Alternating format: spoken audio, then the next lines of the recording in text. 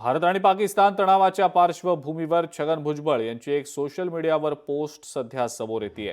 अघोषित युद्धाच्या या काळात पाकिस्तान विरोधात आपण सर्वांनी एकत्र येऊन एकजुटीनं देशासोबत उभं राहणं गरजेचं असल्याचं छगन भुजबळ यांचं हे वक्तव्य समोर येत आहे।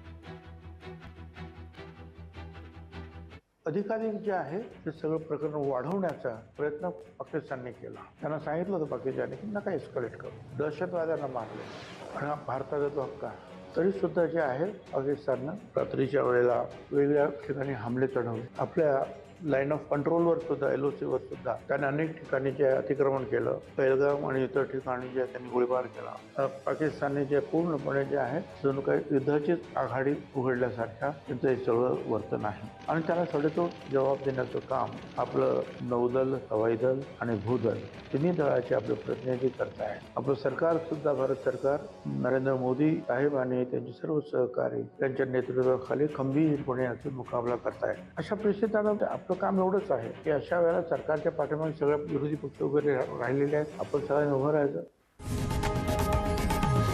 लोकशाही मराठी ऐका, पहा, जागरूक रहा।